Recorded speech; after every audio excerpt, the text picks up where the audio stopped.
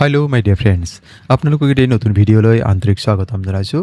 আজিৰ বিষয়বস্তু GK MCQ সাধাৰণ জ্ঞানৰ কেইটামান অতি দৰকাৰী প্ৰশ্ন যিবিলাক প্ৰায়ে বিভিন্ন কম্পিটিটিভ এক্সামত দিয়া দেখা যায়।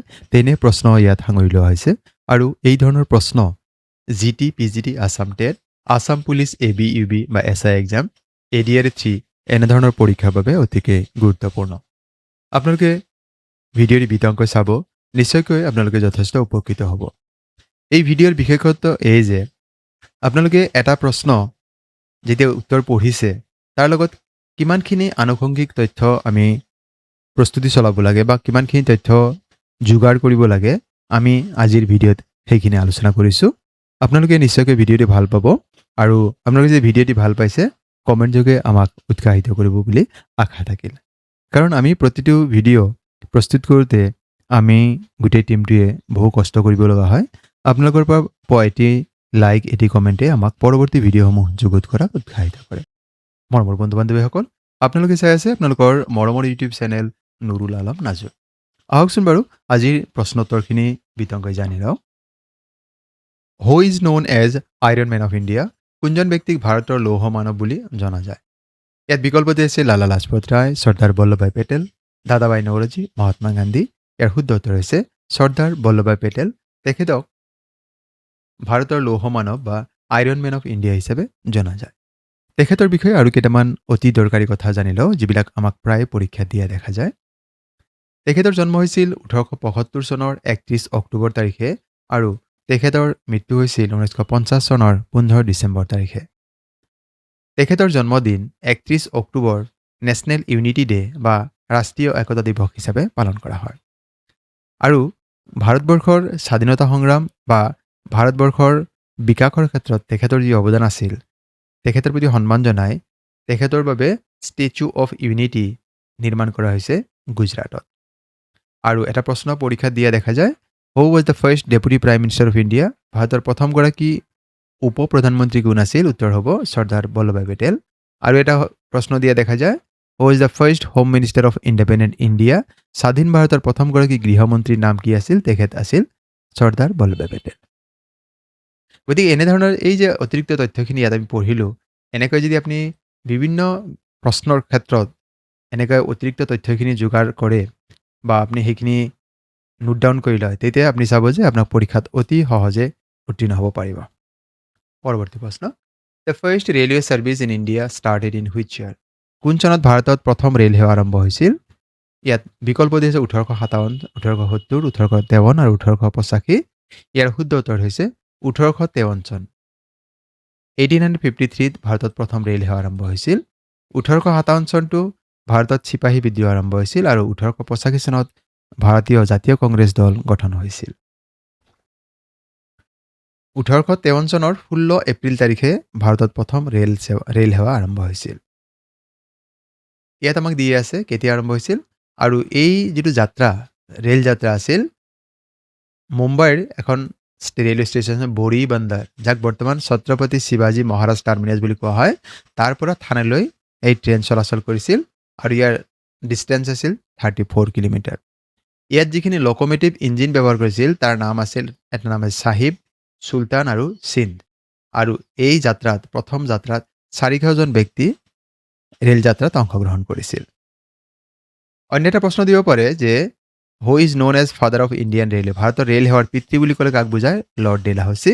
আৰু এটা প্ৰশ্ন দিব পাৰে, যেতিয়া ভাৰতত প্ৰথম ৰেল সেৱা আৰম্ভ হৈছিল তেতিয়া ভাৰতৰ গভৰ্ণৰ জেনেৰেল কোন আছিল? তেতিয়া উত্তৰ হ'ব লৰ্ড ডেলহাউচি। গতিকে এই অতিৰিক্ত তথ্যখিনিৰ পৰা আমাক পৰীক্ষাত প্ৰায় প্ৰশ্ন দিয়ে। The birthday of which prime minister of India is celebrated as good governance day? ভাৰতৰ কোনজন প্ৰধানমন্ত্ৰীৰ জন্মদিন সুশাসন দিৱস হিচাপে পালন কৰা হয়? বিকল্প আছে অটল বিহাৰী বাজপেয়ী, জৱাহৰলাল নেহৰু, নৰেন্দ্ৰ মোদী, ইন্দিৰা গান্ধী। ইয়াৰে শুদ্ধ উত্তৰ হ'ব অটল বিহাৰী বাজপেয়ী। তেখেতৰ জন্মদিনটো গুড গভৰ্নেন্স ডে হিচাপে পালন কৰা হয়। আৰু জৱাহৰলাল নেহৰুৰ জন্মদিন 14 নৱেম্বৰ দিনটো শিশু দিৱস হিচাপে পালন কৰা হয়।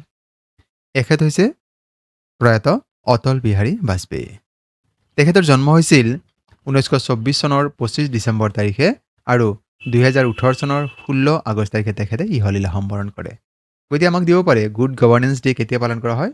প্ৰতি বছৰে 25 ডিচেম্বৰ দিনটো।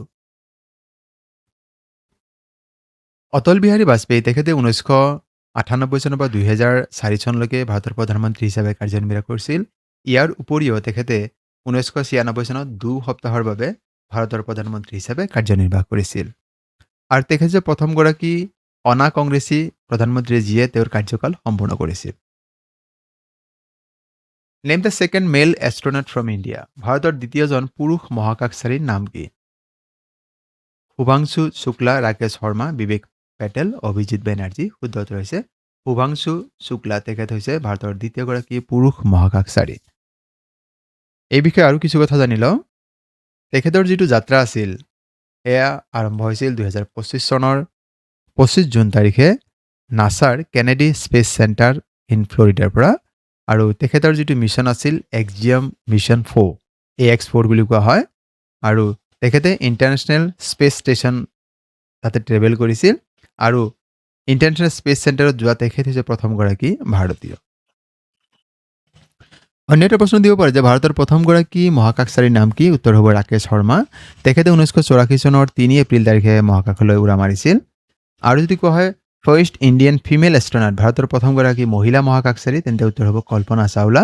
তেখেতে 1997 চনৰ নৱেম্বৰ মাহত মহাকাশলৈ উৰা মাৰিছিল। What is the new name of ৰাজপথ ইন নিউ দিল্লী? নতুন দিল্লীত অৱস্থিত ৰাজপথৰ নতুন নাম কি? আপোনাৰ ছবিত দেখা পাইছে এয়া হৈছে ৰাজপথ। ইয়াত চাওক বিকল্প দি আছে সমন্বয় পথ, কেপিটেল পথ, কৰ্তব্য পথ আৰু প্ৰাইম মিনিষ্টাৰ পথ। শুদ্ধ উত্তৰ হৈছে কৰ্তব্য পথ। অপশ্যন চি আমাৰ কাৰণে শুদ্ধ উত্তৰ। Which of the following statement is ৰং এবাউট ৰবীন্দ্ৰনাথ টেগোৰ? ৰবীন্দ্ৰনাথ ঠাকুৰ সম্পৰ্কে নিম্নলিখিত কোনটো তথ্য মিছা বা কোনটো তথ্য সঁচা নহয়? বিকল্প দি আছে he wrote the national anthem of India, ভাৰতৰ ৰাষ্ট্ৰীয় সংগীত তেখেতে ৰচনা কৰিছিল। এইটো বৰ সঁচা কথা। He is the first Asian to win the Nobel prize, এছিয়াৰ প্ৰথমগৰাকী নোবেল বঁটা বিজয়ী ব্যক্তি হৈছে Rabindranath Thakur. He wrote the book India wins freedom, তেখেতে ইণ্ডিয়া উইন্স ফ্ৰীডম নামৰ কিতাপখন লিখিছিল। And he is known as Kabiguru, আৰু তেখেতক কবিগুৰু নামেৰে জনা যায়। এই চাৰিটা বিকল্পৰ আমাৰ যিটো চি বিকল্প দি আছে he wrote the book India wins freedom, এয়া অশুদ্ধ। ইণ্ডিয়া উইন্স ফ্ৰীডম এই কিতাপখন ৰচনা কৰিছিল মৌলানা আবুল কালাম আজাদ, আৰু তেখেত আছিল স্বাধীন ভাৰতৰ প্ৰথমগৰাকী শিক্ষামন্ত্ৰী। কবিগুৰু ৰবীন্দ্ৰনাথ ঠাকুৰে ৰচনা কৰা কেইখনমান অতি জনপ্ৰিয় গ্ৰন্থ হৈছে Gora, Kabuliwala, the post office, the home and the world, Shesher Kobita, Chokher Bali, the homecoming আৰু হৈছে গীতা বিতান। পৰৱৰ্তী প্ৰশ্ন, what was the original name of Swami Vivekananda? স্বামী বিবেকানন্দৰ আচল বা প্ৰকৃত নাম কি? আচলতে তেখেত স্বামী বিবেকানন্দ যিটো নাম আমি সততে পাই থাকোঁ, তেখেতৰ আচল নাম বেলেগ এটা। অমৰেন্দ্ৰনাথ দত্ত, চিত্তৰঞ্জন দত্ত, বিভূতি মোহন দত্ত, নৰেন্দ্ৰনাথ দত্ত। শুদ্ধ উত্তৰ হৈছে নৰেন্দ্ৰনাথ দত্ত। স্বামী বিবেকানন্দ সম্পৰ্কে আমাক প্ৰায়ে প্ৰশ্ন দিয়া দেখা যায়। স্বামী বিবেকানন্দ সম্পৰ্কে আৰু কেইটামান তথ্য আমি পৰৱৰ্তী শ্লাইডত আমি জানিম। স্বামী বিবেকানন্দ তেখেতৰ জন্ম হৈছিল 1863 চনৰ 12 জানুৱাৰী তাৰিখে, আৰু তেখেতে মৃত্যুবৰণ কৰিছিল 1902 চনৰ 4 জুলাই তাৰিখে। তেখেতক আমি জানো ৰামকৃষ্ণ মিছন, এই মিছনৰ প্ৰতিষ্ঠাতা হিচাপে। আৰু এই ৰামকৃষ্ণ মিছন স্থাপন কৰা হৈছিল 1897 চনৰ 1 মে' তাৰিখে। আৰু এই ৰামকৃষ্ণ মিছন আছে পশ্চিমবংগৰ বেলুৰ মঠ নামৰ ঠাইত। আৰু তেখেতে ৱৰ্ল্ডছ পাৰ্লিয়ামেণ্ট অফ ৰিলিজিয়ন এটা অনুষ্ঠিত হৈছিল চিকাগোত 1893 চনত, তাত তেখেতে অংশগ্ৰহণ কৰিছিল। আৰু তেখেতৰ জন্মদিন মানে 12 জানুৱাৰীৰ দিনটো ভাৰতত নেশ্যনেল ইউথ ডে, ৰাষ্ট্ৰীয় যুৱ দিৱস হিচাপে পালন কৰা হয়। 1984 চনৰ পৰা এই দিৱস পালন কৰা হৈছে। Mohiniyattam is the classical dance of which Indian state? Mohiniyattam ভাৰতৰ কোনখন ৰাজ্যৰ শাস্ত্ৰীয় নৃত্য? ইয়াত চাওক বিকল্প হৈছে কেৰালাম, তামিলনাডু, অন্ধ্ৰপ্ৰদেশ আৰু উৰিষ্যা। ইয়াৰ শুদ্ধ উত্তৰ হৈছে কেৰালাম। কেৰালা ৰাজ্যৰ নতুন নাম হৈছে কেৰালাম, নিশ্চয় আমি সকলোৱে জানো। গতিকে সেই কেৰালা ৰাজ্যৰ শাস্ত্ৰীয় নৃত্য হৈছে মোহিনীঅট্টম। ভাৰতত বৰ্তমান 8টা শাস্ত্ৰীয় নৃত্য আছে, আৰু সেই শাস্ত্ৰীয় নৃত্য কোন ৰাজ্যৰ সৈতে জড়িত এই তালিকাটি জানিলে আপোনালোকে পৰীক্ষাত নিশ্চয় 1 নম্বৰ পোৱাটো নিশ্চিত, কাৰণ প্ৰায়ে এই নৃত্য সম্পৰ্কে প্ৰশ্ন দিয়া দেখা যায়। ভাৰত নাট্যম ই তামিলনাডুৰ সৈতে জড়িত, ওডিচি উৰিষ্যা ৰাজ্যৰ সৈতে জড়িত, কথক উত্তৰ প্ৰদেশৰ সৈতে জড়িত, কথাকলি কেৰালাৰ শাস্ত্ৰীয় নৃত্য হয়।